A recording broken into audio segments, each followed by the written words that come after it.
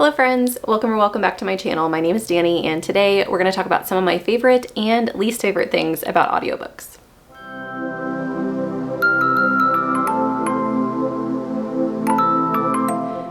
First and foremost, I would like to thank you guys for being gracious and having patience with me this past week because I have been sick and I had so many kind messages sent to me on that community post just saying that I wasn't going to post on Tuesday, and so thank you for that. I am going to respond to each and every one of you. I just have not gotten the chance to do that yet. I am still on the mend, but I definitely feel a lot better than I did at the beginning of this week, and I've had some time to rest and relax, and I'm ready to get back into it. And so I wanted to share with you guys today some of the things that I have noticed recently. Two of the books that I'm going to mention in the dislike category have been within the past month. And I just have noticed these things about audiobooks that kind of drive me nuts. And I wonder if you guys have any like pet peeves about audiobooks that you've noticed about yourselves as well, that if an audio narrator does a specific thing, do you tend to, one, not enjoy the book as much, two, DNF the book and just read it physically, or three, maybe you don't have any pet peeves at all and I'm just picky. However, this video isn't all going to be negative. Actually, most of it is going to be positive because after I talk about a few things that I really have noticed I don't like about audio, I also wanted to dive into the things that I've really enjoyed about some of the audiobooks and some excellent audiobooks that I think you should give a chance. So the first book that I'll talk about is actually the inspiration for this video. It is the book that I was reading this morning and decided to soft DNF the book because of something that was happening on the audio that was just driving me nuts. And so this is a book I definitely want to pick up at some point in time. I was really vibing with the story, but I just couldn't handle one specific thing about the narration. So that book is Someone to Build a Nest In. I'll put a picture up on the screen so you guys can see that. And if you haven't heard of this book, it is a new release this year. And I think I'm going to try and get a physical copy for October since I can't read it now. And I know that since it's a new release, it is going to be probably a long line for me to get it. I know that I've waited a little bit of time. I think when I first got on the Libby audio list, like holds list, I was like 17 weeks wait. And so I think the physical book will probably be a little bit shorter than that, but it's okay. I don't want it until October. I've kind of made that up in my mind that I'd like to read it in spooky season because this book features a monster. So the main character is a monster and it's supposed to be kind of a romance it's a fantasy romance between the monster and a human. And I only got 5% in the book, so nothing I tell you is going to be a spoiler as far as the storyline goes, but I was really enjoying getting to know the monster, and it's definitely dark. There is talk of like murdering their siblings and even the descriptions of the monster's body and how they function as a being.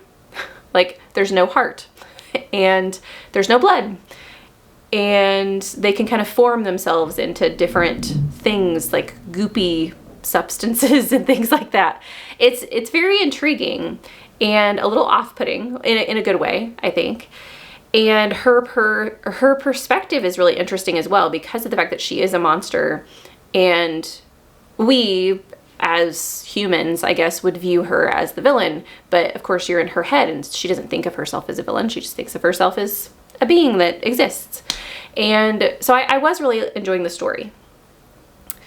And so anyway, to get to the romance aspect, I think what happens, and this does not happen in the first 5%, she forms herself into a human and runs away from the humans that are trying to kill her and then ends up getting injured, and one of the humans finds her in human form and tries to help her. And I think she ends up falling in love with the person who's trying to help her.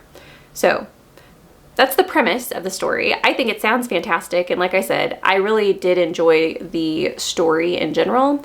What I didn't like was the fact that the narrator had a cadence, a very noticeable cadence to their speech patterns. I know that sometimes we do this in general. Like I don't think that this is an uncommon thing for when we are speaking to have a set pattern in our voices, but I think that when it's on audio and it's specifically meant for like a narration of a novel, a story, whatever, a podcast, I think it's much more noticeable because, first off, I can speed it up. And I think that was probably the most irritating thing. I could not have it on anything other than like anything faster than 1.25 speed. It was driving me absolutely bonkers. And it wasn't because I couldn't understand it, but it was because I could hear the rhythm. It was almost like I was in a ship and waves were, you know, slapping against the hull of the ship, was this audio narrator's voice. So to give you an example, if I just speak to you and I continually do a specific thing with my voice, and it doesn't matter what I'm saying or the purpose I'm trying to give, if I constantly have that in and out, and it wasn't that quick, it was like probably a sentence long, and then the narration, the audio narrator's voice would go up and almost like a question mark, and it would do it like the same pattern of time. And it was driving me nuts. And I don't know if that's, like I said, I'm only 5% in. And I did have a thought that this could potentially be because we were in the monster's mindset. Maybe it's supposed to be like an unsettling thing, like an inhuman thing for the monster's perspective. And maybe that will change when we get into like a human's perspective. But I don't know. So yeah, I think I'm just gonna give the audio a break, and I will pick up the physical book in October. Next is a book that I read, I think last month or maybe the month before, called The Rose and the Thorn by Michael J. Sullivan. And this is the second book in the Rhaenyra Chronicles, which is a second series for the Rhaenyra Revelations. Royce and Hadrian are the two main characters, and this series is their origin story. So in the Rhaenyra Revelations, the original series, they are kind of a band of two men who work together to do certain tasks. They're like contractors. And so they get hired in that series, the very beginning of that series, to steal a specific artifact, which ends up blowing up into a much bigger task. And they're very interesting. They're rough and gruff. They have a lot of skills that are separate of one another, but also work really well together. And so the Rhaenyra Chronicles is their origin story. And I've absolutely loved the storyline. I've eaten up every word. However, I will say, I think that I would have enjoyed The Rose and the Thorn better had I listened to it. So there are two different audiobooks that I had access to. One of them is a dramatized version, and one of them is just the regular audiobook. I did not realize the difference between the two. I knew that there was a difference because they're advertised differently, like they have different covers, but I didn't know what that meant. I knew that the dramatized version says like a movie in your head, but I didn't know at the time of picking that up what that meant. And I have learned that that's not for me. I do not like dramatized audiobooks. And I think that some people will get a kick out of this. And so that's one of the reasons I wanted to make this video as well, is because I think if this is something that's more your jam, maybe you're just getting into audio, maybe you are more of a movie buff, but sometimes you do like to read, I think that this might be something you're interested in. And what a dramatized audiobook does is it essentially not only narrates the things that are happening in the book, but you also have the cinematic things that are going on around the characters that are also within the audio. So for instance, when Royce and Hadrian are walking down a gravel path, you can hear them walking on the gravel. When they are discussing walking into the city square and there is a horse-drawn cart and the man who is in charge of the horse-drawn cart is feeding the horse an apple, you can hear the horse chewing the apple. And while I thought this was cool at the beginning of the story, it soon got very old to me and very overdone. I was focusing so much on all of this other static, is how I would describe it, that I was having a harder time connecting to these characters that I love. As a matter of fact, I think had I read this type of audio in any other book that I had not already grown attached to the characters and had a solid base of their emotional connections and just a history with them, I don't think I would have rated it as high as it did. I still rated this book a 4.5 star. But I honestly think if I had read the other audio or if I had read it physically, it might have been a 5 star because I just was so distracted. So I've learned that type of audio is probably not for me either. The last complaint I have for you guys is something that I think probably a lot of people don't like, Or if it doesn't bother you, it just doesn't bother you. I don't think anyone loves this in their audio, and that is mouth noises. I don't know how else to describe that to you guys, but when you can hear when the author opens and closes their mouth, like the smacking of their lips, when you can hear them kind of like cough, or like maybe they have something in their throat, like kind of a not a fan. And this hasn't happened to me very often, but I am currently reading a book, and this is not something that I will DNF a book over unless it's just crazy. But this is a book I'm reading currently with Leandra called Rivers of London. And I am really enjoying the story. If you haven't heard of Rivers of London, I didn't realize. I thought this was a new release, but it's not. This is the 10th anniversary edition got released, which is why I thought it was a new release. And it is a fantasy mystery set in London. And the world is bonkers. There's a whole bunch of stuff that's it's very grungy, but with that, there's a lot of complexities with supernatural creatures that live in London that not everyone is aware of. So we've run into river nymphs and river spirits and vampires and trolls all living in London.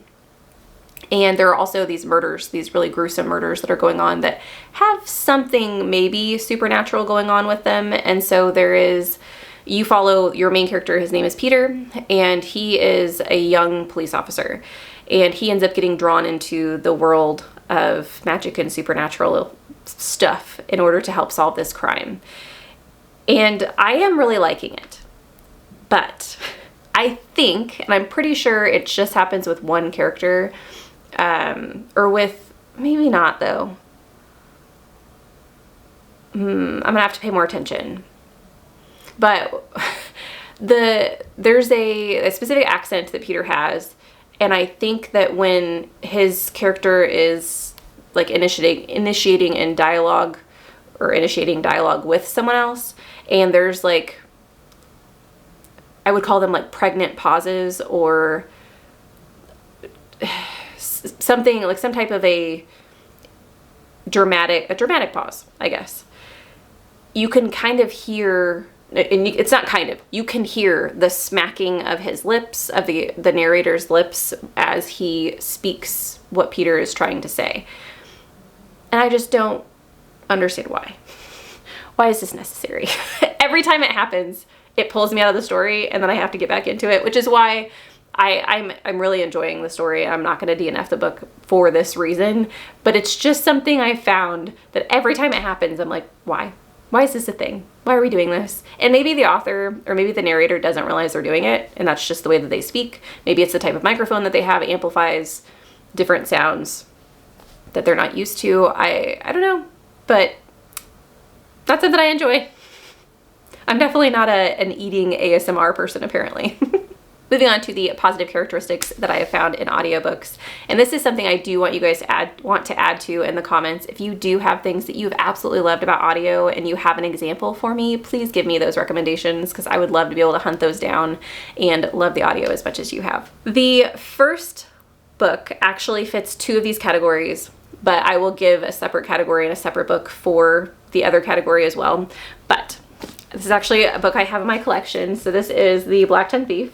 And I have talked about this book in my videos before. This is a fantasy horror novel where you follow Kinch, who is a Blacktongue thief. And he has gotten himself into a bit of trouble. There's a whole bunch of different elements to this book. There's a goblin war that's going on, so you have a war kind of between humans and goblins. I should say that's happened in the past. That was very gruesome. The goblins are cannibalistic, and things are still tense.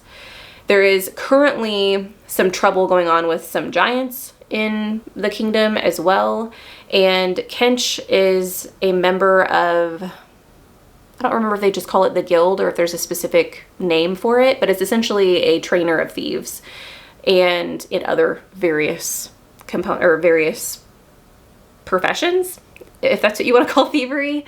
And he has gotten his education from them, but is having a hard time repaying them for their kindness of educating them.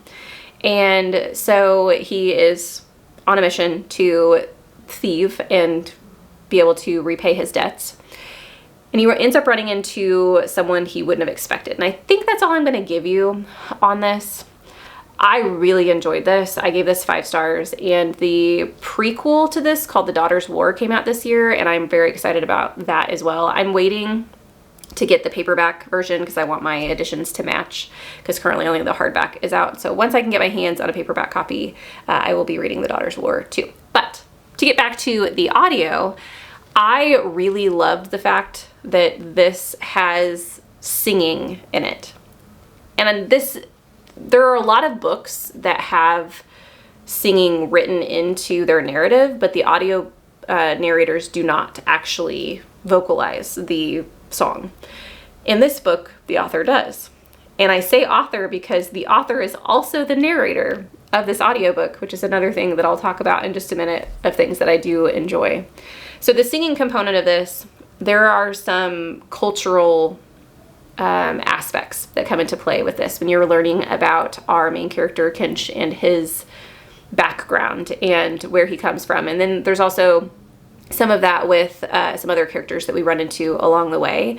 And so some of the songs that are sung in this pertain to our actual cast members, and they are like songs of their history. And Christopher Buehlman actually sings them in the audio, which it was so immersive, and I just really admired that. To give you another book that is narrated by the author, and I know not a lot of people are leery of this, especially for fiction books like The Blacktongue Thief, because not all authors are voice actors, and you can have some really talented voice actors to hire to pay for an audiobook. And so authors sometimes, if they decide to narrate their own fiction novels or even their own nonfiction novels, can sometimes miss out. I do not think that's the case with Christopher Buehlman. Now, the other book that I've read that was narrated by the author was I'm Glad My Mom Died. So this is a nonfiction book, and this is about Jenny McCurdy, who I personally had no recollection of who she was. I'd never watched iCarly, and so I didn't have any like preconceived things going into the book of what I thought it was going to be about. But it's essentially about her life as a child actor and having a mother who is not great and what she went through, not only with her family, but with the profession, some things that she struggled with. And it was amazing. I love this nonfiction book, or this memoir, I should say. I'm not someone who reads a lot of nonfiction, and this book, even though it was hard-hitting, it was also light, and it read like a fiction book. It read like a movie. She's an excellent writer, and I hope that she writes fiction at some point in time. I also think that the fact that Jenny McCurdy was able to narrate this particular story means a lot because of the fact that she did go through so much, and you can hear it in her voice in certain stories. You can hear how much impact certain events had on her, and I just think that made the story even more impactful is the word I'm going to use. Next, to kind of continue on the conversation about talented voice actors, I also really love when books have accents in them. I love when we can bring in, whether or not it's because it's a fiction book, but it's set in a real world environment where they have different dialects and things like that, or it's a fantasy world and we still have different accents that our characters have. I like to hear the differences in characters' voices, which is another thing I'll talk about in a minute, but I think adding the accent to it also gives them, it's just more dynamic. And so having a voice actor that can do not only one accent, but multiple accents throughout their narration, I just think is absolutely excellent. The series that I'm going to recommend for this is the Athena Club. So this series focuses on some characters who are in classic fantasy, classic sci-fi, who didn't really get their own story, specifically the women in those stories. So characters like Mary Frankenstein, the daughter of Dr. Moreau, Catherine Moreau, and there is a cast of women in these stories that are solving mysteries together, and in the meantime, they are growing their own family. Found family. It's one of my favorite tropes. And I think the audio narrator of this series is absolutely fantastic. Her name is Kate Redding. I don't know if it's Redding or Reading. I'm pretty sure it's Kate Redding. And Kate has also done the Natural History of Dragons. She has also narrated several of Brandon Sanderson's books. And I find myself every time I am listening to an audio narrated by Kate Redding, I am going to enjoy it. It doesn't matter if I enjoy the story. I enjoy her so much and will continue to seek out books that are narrated by her. She is also very talented, specifically with British accents is what I have experienced with her, but I'm also not super versed in the differences in, like the slight differences in certain accents, and so I could be missing some of the things that I've heard as well. But if you haven't given the Athena Club series a try, or if you haven't read any audio by Kate Redding, you now have two things to look up. The last thing I want to talk to you guys about that I absolutely love in audiobooks is a full cast narration. This, at first, it baffles me. I would say that the first time I experienced this, I don't remember what audiobook it was with, but I do remember being a little jarred that there were different voices that were being spoken, but I have come to absolutely love it. And the series I'm going to recommend for this is The Ruin of Kings, or the Chorus of Dragons series, but the first book is called The Ruin of Kings.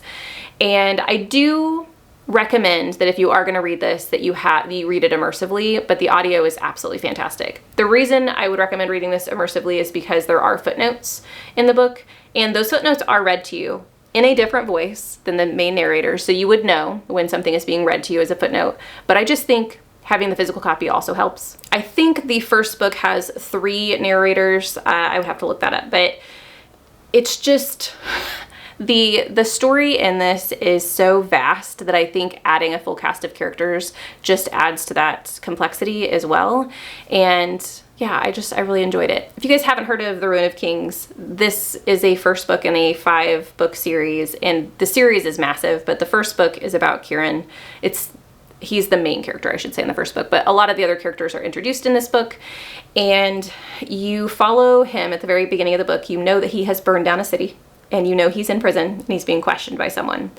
And him and this person who he is being questioned by are passing this rock back and forth, and the rock records their voices when they touch it. So as they're passing it back and forth, they're telling the story of how this city ended up burning down and why he is now in prison. And you have also, with the footnotes, someone else interjecting their own opinion of the story that's being told, which I absolutely loved. But that's another thing that I love about physical books. I love footnotes. I freaking love footnotes, especially when they're done in a really unique way like this series is. But I do think these audiobooks are really well done. Like I said, the footnotes are read in a completely different voice. You eventually figure out who that voice is, and the voices are consistent from book to book. And so if you get used to, at least I think they are. Maybe I shouldn't say that. Maybe it's just some talented voice actors that are tricking my mind. But I'm pretty sure the same voice actors are through the entire series, which is another amazing thing to say about this series as well. That is my list of things I have loved and things I have hated about audiobooks recently. If you guys have your own pros and cons list, please leave them in the comments down below. I would love to have a conversation with you guys about this topic. If you have some recommendations on excellent audiobooks I need to put on my list, please also leave those. If you don't read audio, just tell me what your most recent favorite read was. I would love to know that as well. Thank you guys so much for watching this video. I hope you have a lovely evening, and I'll see you in the next one. Bye.